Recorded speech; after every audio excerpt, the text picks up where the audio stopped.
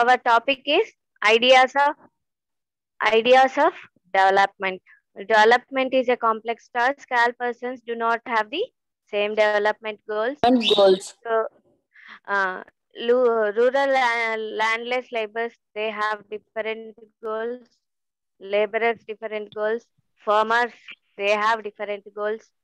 Even farmer, he'll totally depend only on the rain for growing crops. He has a different goal. What is his main different goal? What is his main goal? Crops. Minimum supporting price for their crops. Minimum crop supporting పండాలంటే price. వర్షం రావాలి. Minimum supporting price ఎవరు announce చేస్తారు చెప్పండి? Who will announce the minimum support price? Central government. అంటే పంటలు వేయడానికి ముందు, క్రాప్స్ ఏవైతే పంటలు అయితే వేయడానికి ముందు గవర్నమెంట్ అంటే in the month of May ending లో అలా మినిమం సపోర్టింగ్ ప్రైజెస్ ని డిక్లేర్ చేస్తుంది అనమాట. ప్యాడీకి ఎంత, వీట్ కి ఎంత, జవార్కి ఎంత, మేజ్ కి ఎంత, అండ్ కాటన్, ప్రతి ఒక్క దానికి ఒక 17 to 23 క్రాప్స్ కి మినిమం సపోర్టింగ్ ప్రైజ్ అనౌన్స్ చేస్తుంది. సో ఇక్కడ ఫార్మర్ చూడండి, farmer who depends only on rain for growing crops, he expects what his goal, తన గోల్, తన ఏముగా వాన బాగా రావాలని, వర్షం బాగా రావాలి, క్రాప్స్ బాగా పండాలి. పంటలు మెయిన్ మినిమం సపోర్టింగ్ ప్రైజ్, తను వేసే పంటకి మినిమం సపోర్టింగ్ ప్రైజ్ ఉండాలి అని కోరుకుంటారు. ఈవెన్ రూరల్ ఉమెన్ కూడా ఏం కోరుకుంటుందో నిన్న మీకు all these we have discussed in yesterday's class, isn't it? Avuna? So look at the picture. Look at the picture. Without me, they cannot development. Without me, they cannot develop. ఎవరు లేకుంటే ఎవరు develop కాదు అంటే without a farmer, without a labourer. ఇక్కడ ఉన్నటువంటి ఆ image లో ఉన్నటువంటి higher class people, middle class people, lower class people, వీళ్ళెవరు డెవలప్ కారన్నమాట. ఓకేనా? సో ఈ పిక్చర్ చూస్తేనే మనకు అర్థమవుతుంది. So that's why the labourer he saying without me they cannot develop. Next చూడండి.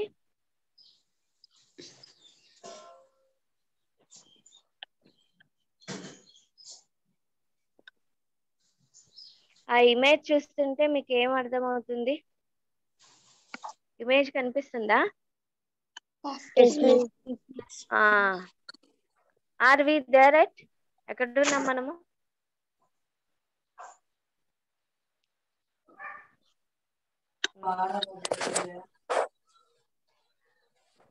Whose development?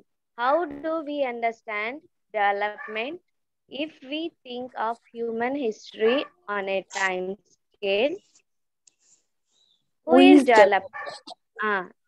Number as hunter gatherers. అంటే starting లో హంటర్ అండ్ గ్యాదరర్స్ ఉన్నారు. మెయిన్ గా స్టార్టింగ్ లో ఏం చేసేవాళ్ళు? ఎక్కువ శాతము ఆహార సేకరణ, వేట చేసేవాళ్ళు, వేటాడేవాళ్ళు కదా. వేట, ఆహార సేకరణ ద్వారానే జీవనం సాగించింది. About 2 lakhs years, about 2 lakhs years వరకు హంటర్ గ్యాదరర్స్ గానే ఉండేవాళ్ళు. Number of years since we began agriculture 12,000 years ago. So మనం అగ్రికల్చర్ స్టార్ట్ చేసి ఎన్ని ఇయర్స్ అయింది అంటే 12,000 years మాత్రమే అయిందన్నమాట. Number of years since modern industries from about 400 years. ఇక్కడ చూడండి. సో ఫస్ట్ ఉన్న పిక్చర్స్ లో అంతా హంటర్ గ్యాదరర్స్. మోర్ దాన్ ఎన్ని ఇయర్స్ వరకు? 2 lakh years వరకు హంటర్ గ్యాదరర్స్ ఉన్నారు. అబౌట్ 1200 years అంటే ఇక్కడ ఈచ్ ఫిగర్, ఒక ఫిగర్ వచ్చేసి 400 years అనుకుంటే అక్కడ 2 lakhs years వరకు హంటర్ గ్యాదరర్స్ గానే ఉన్నాం మనము. ఆఫ్టర్ దట్ 12,000 years నుంచి సో మనము అగ్రికల్చర్ చేయడం స్టార్ట్ చేసాము. అంటే పంటలు పండించడం, వ్యవసాయం చేయడం స్టార్ట్ చేసాము. కేవలం 400 years నుంచి మాత్రమే మనము దేని మీద, ఇండస్ట్రీస్ మీద డిపెండ్ అయి ఉన్నాము. అవునా? ఇక్కడ చూడండి, first image on your right side ఒక మిషన్ కనిపిస్తుంది. ఇక్కడ ఈచ్ ఫిగర్ 1 2 3 4 400 years క్రితం నుంచే మనము ఇండస్ట్రియల్ రివల్యూషన్ ఎప్పుడు వచ్చిందమ్మా? 19th century, early 19th century నా 18th centuryలో స్టార్ట్ అయిందా? At the end of 18th century and early 19th century నుంచి. ఎప్పటి నుంచి? జేమ్స్ వాట్సన్ ఆ స్పిన్నింగ్ మిల్ అవి ఇవి కనుక్కున్నారు కదా, ఉన్నారా క్లాస్ లో? అప్పటి నుంచి రెవల్యూషన్, ఇండస్ట్రీలో రెవల్యూషన్ అనేది స్టార్ట్ అయిందనమాట. సో ఆ విధంగా ఒక 400 years నుంచి మాత్రమే మనం ఇండస్ట్రీస్ ని అవన్నీ డెవలప్ అయ్యారు. 400 years నుంచి మాత్రమే మనం డెవలప్ అవుతూ ఈ బల్బ్, ఫ్యాన్ ఇవన్నీ కనుక్కున్నారు. బిఫోర్ దట్ మనం టోటల్ గా అగ్రికల్చర్ మీద డిపెండ్ అయి ఉన్న వాళ్ళం. దోస్ 3 pictures 4 8 12,000 years వరకు మనము అగ్రికల్చర్ మీదనే డిపెండ్ అయి ఉన్నాము. Even in agriculture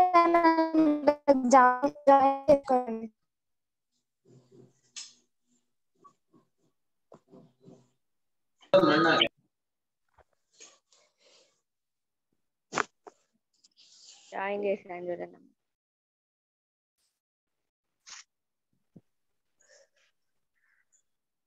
so 12,000 years వరకు వి ఆర్ డిపెండెడ్. మనము దేని మీద డిపెండ్ అయి ఉన్నాము? Only on agriculture. So agriculture మీదే డిపెండ్ అయి ఉన్నాము. ఆఫ్టర్ దట్ చూడండి, ఇన్ ఇండియా మీరు ఇండియాలో చూస్తే 1961-62 ఆ టైంలో గ్రీన్ రెవల్యూషన్ వచ్చింది. ఈ గ్రీన్ రెవల్యూషన్ వచ్చినప్పుడే so we started using machines. ఏంటి? ఈ హార్వెస్టర్ ఇవన్నీ యూజ్ చేసి తక్కువ కాలంలో ఎక్కువ పంటను పండించడానికి గ్రీన్ రివల్యూషన్ తీసుకొని వచ్చారు. ఎవరు? ఎంఎస్ స్వామినాథన్ వీళ్ళు. అవునా? ఇండియన్ అగ్రికల్చర్ 9th class లో చదువుకుని ఉంటారు. ఈ లెసన్ లో వచ్చింది. Excuse me. సో అంతవరకు మనము పాత పద్ధతులను యూజ్ చేసేవాళ్ళము. ఏ దానిలో, అగ్రికల్చర్ లో కానీ. ఇండస్ట్రీస్ కూడా అంతగా డెవలప్ అయి ఉండేవి కాదు, పర్లేదు, ఒక మోస్తరుగా ఉండేవి. ఆ తర్వాత every day by day, year by year we are developing. అవునా?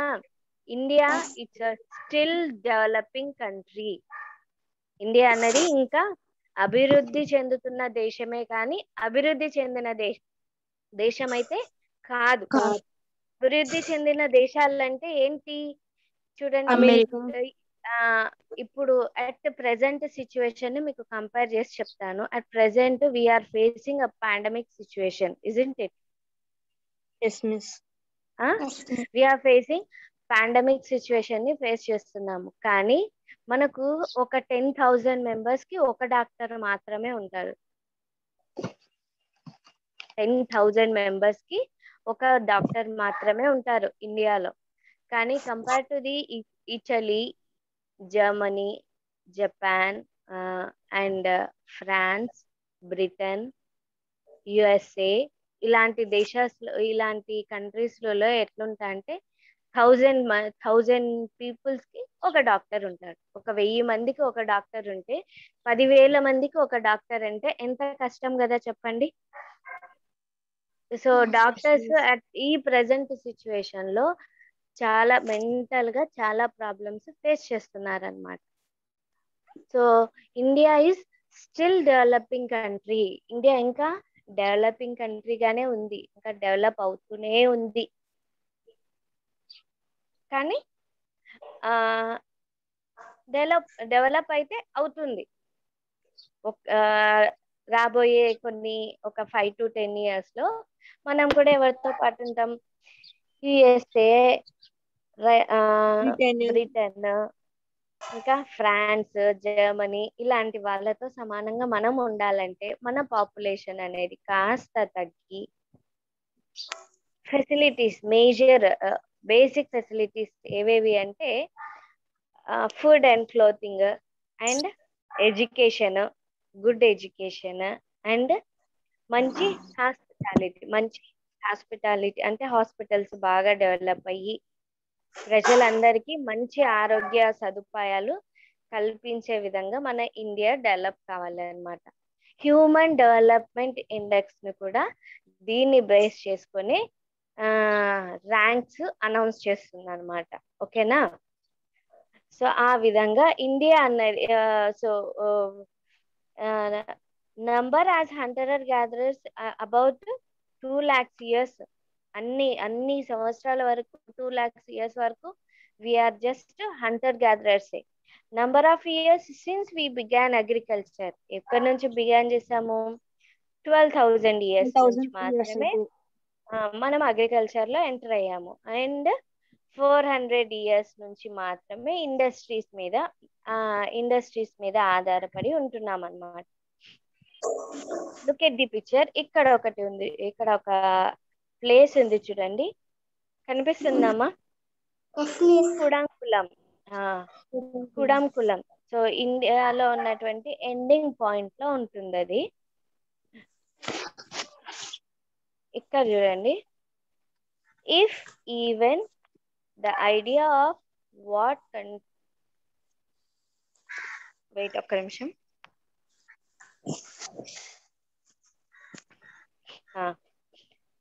సో ఇక్కడ కుడంకులం అనే ఇక్కడ వచ్చేసి ఇది ఎక్కడ ఉంటుందంటే తమిళనాడులో ఆ టిప్పులో ఉంటుంది, చివరిలో ఉంటుంది. తమిళనాడు రాష్ట్రంలో ఈ ఇండియన్ ఓషన్ ఉంటుంది కదా, దానికి దగ్గరలో ఈ కుడంకులం అనేది ఉంటుంది. ఇక్కడ ఏముంటుందంటే ఒక ఇండియా పాపులేషన్ చాలా ఎక్కువ, అవునా? 2011 పాపులేషన్ అంటే జనాభా లెక్కల ప్రకారము ఎన్ని కోట్లు ఉన్నారంటే 121 ఉన్నారు కదా. సో ఎంతమందికి మనము పవర్ సప్లై చేయాలన్నా ప్రతి గ్రామంలో ప్రతి ఊర్లో పవర్ సప్లై కంటిన్యూస్ గా, ఇంతకుముందు 2004 ముందు ఎలా ఉండేదంటే విలేజెస్ లో 7 to 9 hours టోటల్ గా పవర్ కట్ ఉండేది. అంటే డే మొత్తము పవర్ ఉండేది కాదు అంతగా, డేలో ఎక్కువ శాతము పవర్ కట్టే ఉండేది. ఓన్లీ నైట్ టైమ్స్ మాత్రమే పవర్ సప్లై ఉండేది. సో అలాంటప్పుడు గవర్నమెంట్ ఏం చేసిందంటే, సో ఇనిషియేటివ్ గా డెవలప్మెంట్ గోల్స్ పెట్టుకుంటుంది కదా. సో వాటిలో భాగంగా ఏం డిసైడ్ అయింది? ప్రతి గ్రామానికి నిరంతర విద్యుత్ కంటిన్యూస్ గా పవర్ సప్లై చేయాలి అనేసి గవర్నమెంట్స్ డిసైడ్ అయిపోయి ఏం చేసింది? పవర్ జనరేట్ మనకు వాటర్, కోల్, ఇంకా టైడ్స్, విండ్, వీటి నుంచి పవర్ సప్లై అవుతుంది కదా.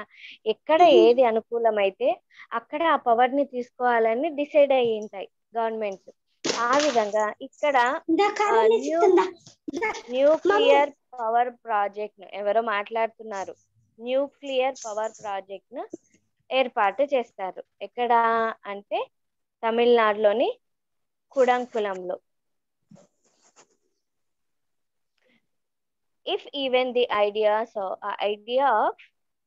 of what constitutes development can be varied about conflicting, then certainly there can be differences about the ways of development. The ongoing protest over the Kudankulam nuclear power project in the Tirunelveli district of Tamil Nadu is one such conflict.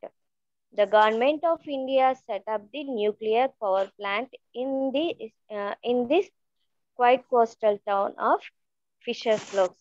The aim is to generate nuclear power to meet the growing energy needs of the country. So ఈ development goals పెట్టుకొని మనం అంటే develop చేసేటప్పుడు కొందరికి కొన్ని చోట్ల conflicts వస్తూ ఉంటాయన్నమాట. ఆ విధంగా వచ్చింది ఏంటి అంటే the on going protest over the Kudankulam nuclear power project మీద వచ్చింది. ఇది ఎక్కడ ఉంటుంది అంటే Tirunelveli district of Tamil Nadu is one such conflict. అలాంటిదే ఇది ఒకటి. The government of India setup a nuclear power plant. Government of India ఏం చేసింది, అనుధార్మికత విద్యుత్ ప్రాజెక్ట్ ని ఇక్కడ ఏర్పాటు చేసింది, అదే న్యూక్లియర్ పవర్ ప్రాజెక్ట్ ని. కానీ ఇక్కడ ఉన్నటువంటి కోస్టల్ ఏరియాలో ఉన్నటువంటి పీపుల్ దాని వల్ల మాకు ఎఫెక్ట్ ఉంటుంది కాబట్టి దాన్ని ఇక్కడ మీరు ఏర్పాటు చేయకూడదు అనేసి వీళ్ళు ప్రొటెస్ట్ చేశారు అనమాట. అంటే ఇప్పుడు గవర్నమెంట్ ఏం ఆలోచించింది, ఈ పవర్ ప్రాజెక్ట్ ని ఇక్కడ మనం డెవలప్ చేసామంటే ఇటువైపు ఉన్న వాళ్ళకందరికి మనము పవర్ ని కంటిన్యూస్ గా సప్లై చేయొచ్చు అనేసి గవర్నమెంట్ ఆలోచించింది. కానీ ఇక్కడున్న పీపుల్ ఏమనుకుంటున్నారు, ఆ పవర్ ప్రాజెక్ట్ ని ఇక్కడ పెడితే దాని సైడ్ ఎఫెక్ట్స్ వల్ల మేము ఎఫెక్ట్ అవుతాము అనేసి పీపుల్ దీన్ని ప్రొటెస్ట్ చేశారు. కాబట్టి ఇక్కడ ఒక కాన్ఫ్లిక్ట్ అనేది వచ్చింది, ఒక చిన్న గొడవ లాంటిది అయితే వచ్చింది కదా. సో గవర్నమెంట్ ఏమనుకుంటుంది, ఇది డెవలప్ కావాలి అంటే మన ఇండియా మన కంట్రీ డెవలప్ కావాలి అంటే ప్రతి ఒక్కరికి ఏమంటారు పవర్ సప్లై అనేది మనం ఇవ్వాల్సి ఉంటుంది. అందులో భాగంగానే ఇది ఏర్పాటు చేస్తున్నాము అని చెప్తారు.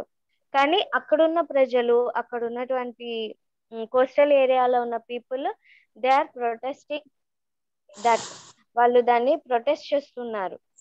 చూస్తాను చూడండి. This is the Kudankulam nuclear power project. Ocean కి చాలా దగ్గరగా ఉంటుంది.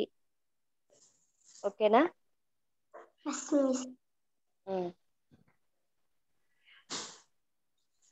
ఇక్కడ చూడండి. The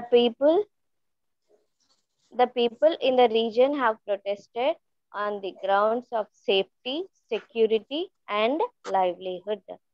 సో ఇక్కడ ఉన్నటువంటి పీపుల్ ఏం ఆలోచించారు, వాళ్ళు వాళ్ళ సేఫ్టీని, సెక్యూరిటీని అండ్ లైవ్లీహుడ్, వాళ్ళ జీవనోపాధి ఏంటి, ఇక్కడ నుంచి ఈ పవర్ ప్రాజెక్ట్ నుంచి వాళ్ళకి ఆ పవర్ ప్రాజెక్ట్ లో ఉన్నటువంటి వేస్ట్ కెమికల్ వాటర్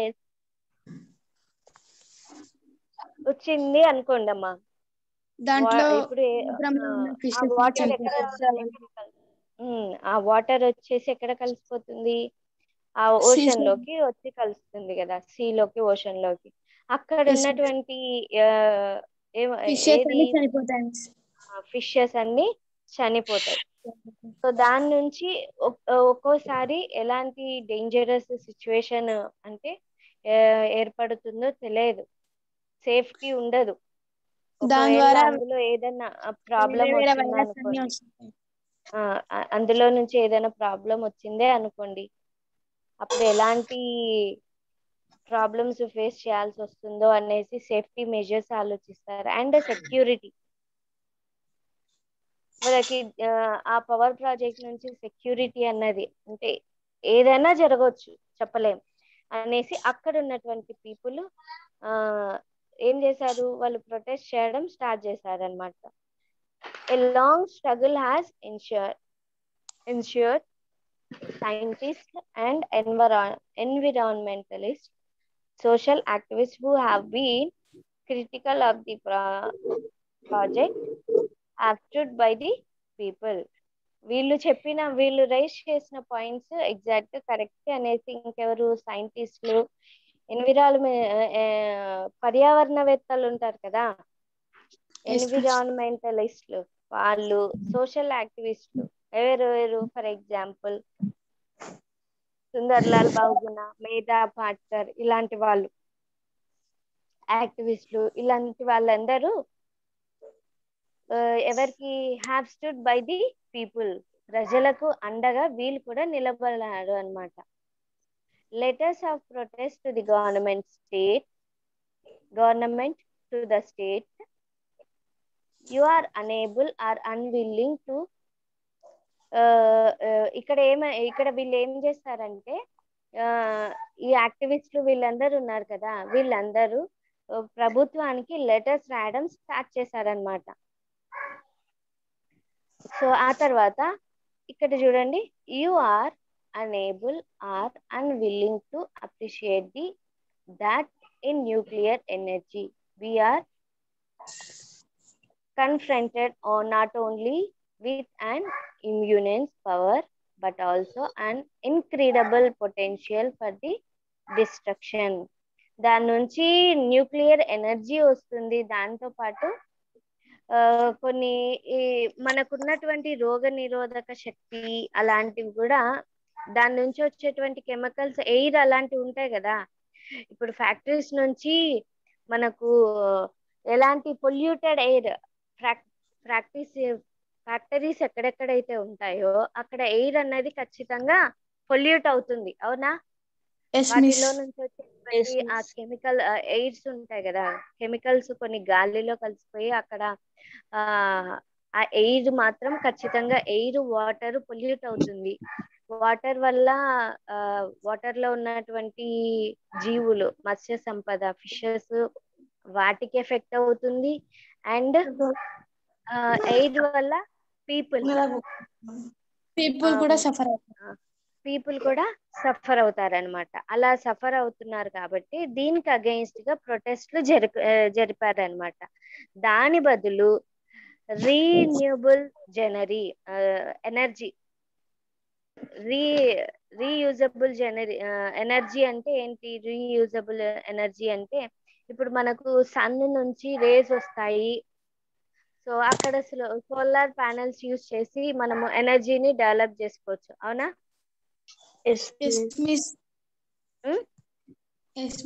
సో వీళ్ళు ఏం చెప్పారంటే, stop the project, look at the renewable energy అంటే తిరిగి ఇప్పుడు మనకు సన్ నుంచి ఎనర్జీ వస్తుంది, సోలార్ ప్యానెల్స్ అవి యూజ్ చేసి మనము సూర్యరశ్మి ద్వారా ఎనర్జీని ఉత్పత్తి చేయొచ్చు. And heights, we have big coastal area, coastal plains ఉన్నాయి కదా, అక్కడ నుంచి మనకు ఎనర్జీని డెవలప్ చేయొచ్చు. అండ్ విండ్ పవర్, అవునా?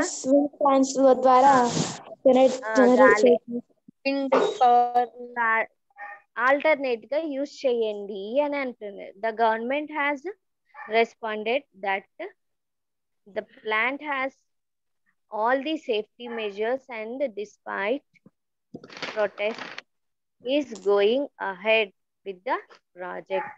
కానీ గవర్నమెంట్ ఏం చెప్పింది? మేము అన్ని సేఫ్టీ మెజర్స్ తీసుకొని ఈ ప్రాజెక్ట్ ని ముందుకు తీసుకెళ్ళాము అని చెప్తుంది. So the two things are quite clear from the above discussion. ఈ డిస్కషన్ లో 2 things అయితే క్లియర్ గా కనిపిస్తాయి. First one, different persons have different development goals and what may be development for one may not be development for other. It may. ఇప్పుడు చూడండి, different peoples have different development goals, అవునా? Different people కి different development goals. Development అని అనిపించినది ఇంకొకరికి development అని అనిపించకపోవచ్చు, అవునా? ఇప్పుడు చూడండి, గవర్నమెంట్ తరఫున మనం ఆలోచిస్తే ఏమంటుంది గవర్నమెంట్? సో మేము అన్ని సేఫ్టీ మెజర్స్ తీసుకున్నాము, అందుకనేసి ఇక్కడ అట్లా పర్యావరణానికి హాని కలిగించేది కానీ దేనికి కానీ ఇబ్బంది ఉండదు, అన్ని సేఫ్టీ మెజర్మెంట్స్ తీసుకున్నాం కాబట్టి మేము ఈ ప్రాజెక్ట్ ని ముందుకు తీసుకెళ్తున్నాము అనేసి రష్యా సహకారంతో ఈ ప్రాజెక్ట్ ని స్టార్ట్ చేసి ఉంటుంది, కులం ప్రాజెక్ట్ ని. ఓకేనా? సో అలాంటిది ఇప్పుడు గవర్నమెంట్ ఏమో డెవలప్మెంట్ చేసే దానిలో మేము స్టార్ట్ చేసినామని చెప్పేసింది. బట్ కామన్ మ్యాన్ ఇప్పుడు ఒక్కరికి డెవలప్మెంట్ అనిపించింది, ఇంకొకరికి డెవలప్మెంట్ అనిపించదు. ఎందుకంటే అది మన ఫింగర్సే ఒకేలాగా ఉండవు ఎప్పుడు. కాబట్టి ఒకరికి అనిపించింది ఒకరికి ఖచ్చితంగా అనిపించదు. What may be development for one and may not be development for others. ఒకరికి అనిపించింది ఒకరికి ఎప్పుడు అనిపించదు అనమాట. So the people of Kudankulam have protested on the grounds of safety, security and livelihood. వాళ్ళ మెయిన్ ప్రొటెస్ట్ చేసినది ఏంటి, ఏ విషయాల మీద అంటే సేఫ్టీ, సెక్యూరిటీ అండ్ లైవ్లీహుడ్. వాళ్ళ సేఫ్టీని, సెక్యూరిటీని అండ్ లైవ్లీహుడ్ ని. లైవ్లీహుడ్ అంటే అక్కడ కోస్టల్ ఏరియాలో ఖచ్చితంగా ఫిషింగ్ మీద ఆధారపడి ఉన్న వాళ్ళు ఉంటారు కదా, సో అది ఎఫెక్ట్ అవుతుంది. ఇప్పుడు ఇంకోటి, ఇది పాదరసము ఉంది కదమ్మా, దాన్ని ఏమంటారు? మెర్క్యూరీ. మెర్క్యూరీనేనా పాదరసం అంటే? మెర్క్యూరీ వచ్చేసి ఓషన్స్ లో, సీలో అట్లా కలిసిపోయినప్పుడు మనకు మినిమెటా అనే ఒక డిసీజ్ వస్తుంది అనమాట. మనకు కనిపించదు అది ఎక్కడ. ఆ మెర్క్యూరీ అన్నది ఫిషెస్ తిన్నప్పుడు, ఫిషెస్ ఓషన్స్ లో కలిసిపోయి ఫిషెస్ లోకి వెళ్ళిపోతుంది. ఫిషెస్ వాటర్ లోనే కదా ఉండేది. ఆ ఫిషెస్ అవి ఆ మెర్క్యూరీ సరౌండింగ్స్ లో ఉన్నటువంటి ఫిషెస్, అది కలిసిపోయిన సరౌండింగ్స్ లో ఉన్న ఫిషెస్ ని తినటం వల్ల మనకి మినమెటా అనే ఒక డిసీజ్ కూడా వస్తుంది అనమాట. ఒకసారి దీని గురించి మీరు గూగుల్లో సెర్చ్ చేయండి, మీకు సైన్స్ లో వస్తుంది అనుకుంటా. సో ఆ విధంగా the people of Kudankulam have protested on the grounds of safety, security and livelihood. వీటి మీద వీళ్ళు ప్రొటెస్ట్ చేశారు. చూడండి, stop Kudankulam atomic plant, save our coastal land. ఇక్కడ వాళ్ళ మెయిన్ ఏం చెప్పారు? కుడంకులం ప్రాజెక్టు అంటే గవర్నమెంట్ కి వ్యతిరేకంగా ఏమంటున్నారు? Stop Kudankulam project and Kudankulam atomic plant, save our coastal land. Main గా కోస్టల్ ల్యాండ్ ని సేవ్ చేయండి అనేసి వీళ్ళు రైతులు అండ్ ఫిషింగ్ కమ్యూనిటీ వాళ్ళు ప్రొటెస్ట్ చేస్తున్నారు. చూడండి, so atomic plants are cookers of atom bombs. Atomic plants అన్నవి ఆటం బాంబ్స్ లాంటివి అనేసి ప్రజలు దీనికి వ్యతిరేకంగా చాలా పోరాటాలు చేశారు. అదే విధంగా ఆంధ్రాలో కూడా ఒక చోట దీని అటామిక్ ప్లాంట్ ని స్టార్ట్ చేయాలి అని అన్నారు. భావనపాడ సంవేరమ్మ, నేను వెతికి మీకు టుమారో చెప్తాను. అక్కడ కూడా మన ఆంధ్రాలో ఉన్నటువంటి పీపుల్ ఇలాగే ప్రొటెస్ట్ చేశారనమాట. అర్థమైందా? హిందీలో ఉంది, ఎవరైనా చదవగలరా? వికాస్ కే నామ్ పర్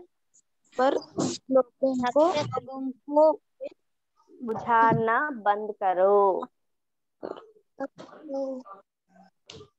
అంతే కదమ్మా, ఉజాడ్నా బంద్ కరో. विनाशकारी परियोजना कुड़नकुलम रद्द करो. ऑल इंडिया के नाम परियोजन बंद करो. कुड़नकुलम रद्द करो. विकास के नाम पर लोगों को उजाड़ना बंद करो एंड विनाशकारी परियोजन कुड़नकुलम रद्द करो.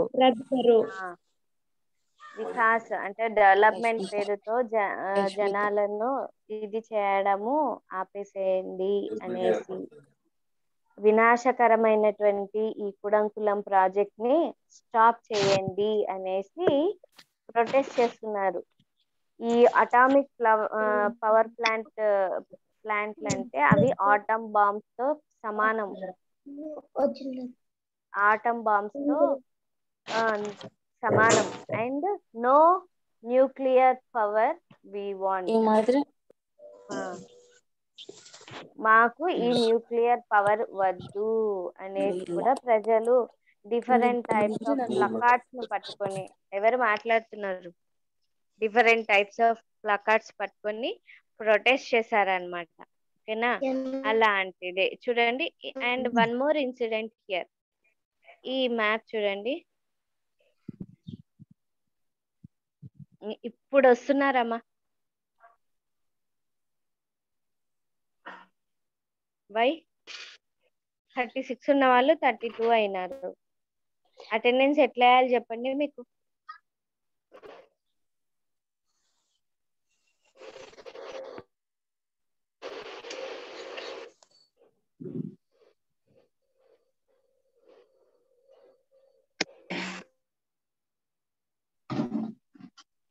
So Abidjan, it is located in Africa. ఆఫ్రికాలో ఉంటుంది.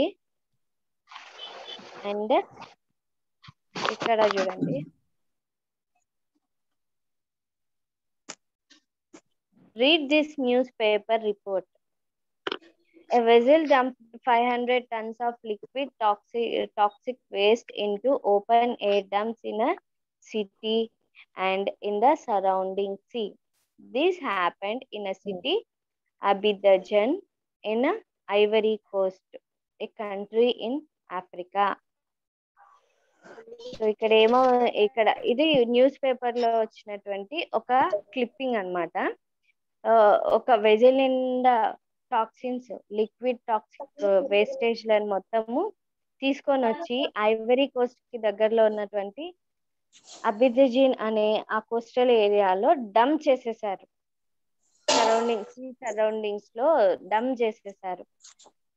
అలా డంప్ చేసిన దాని వల్ల ఆ టాక్సిక్ వేస్ట్ కాజ్డ్ ఏం చేసింది అంటే skin rashes, nausea and fainting, diarrhoea et cetera. అంటే ఈ వేస్టేజ్ అనేది ఏదైతే ఉంటుందో హైలీ టాక్సిక్ వేస్ట్ కాజ్డ్. ఈ హైలీ టాక్సిక్ వేస్ట్ ఏమేమి అంటే శ్వాసకి సంబంధించిన జబ్బులు, స్కిన్ ర్యాషెస్ అండ్ ఫైట్నింగ్ అంటే కొన్ని ఒక రకమైన డిసీజెస్, అది ఇచ్చింగ్ లాగా ఉంటుంది. అండ్ డయేరియా ఇలాంటి ఈ హై టాక్సిక్ వేస్టేజ్ అనేది సరౌండింగ్స్ లో ఉన్న ఏరియాలో కానీ వాటర్ బాడీస్ లో కానీ కలిసిపోతే అవన్నీ ఏమవుతాయి, కలుషితం అయిపోతాయి. అలా కలుషితమైనవి ఏం చేస్తుంది అంటే వాటి వల్ల ప్రజలకి చాలా అపాయం అనేది, అంటే కొన్ని డిసీజెస్ ని తీసుకొని వస్తుంది. వాటిని గురించి నేను టుమారో క్లాస్ లో చెప్తానులేనమ్మా. ఈ రోజు క్లాస్ ఇంకా అయిపోతుంది, టైం అయింది 8:22. So these are the wastage. Image చూపిస్తాను టుమారో.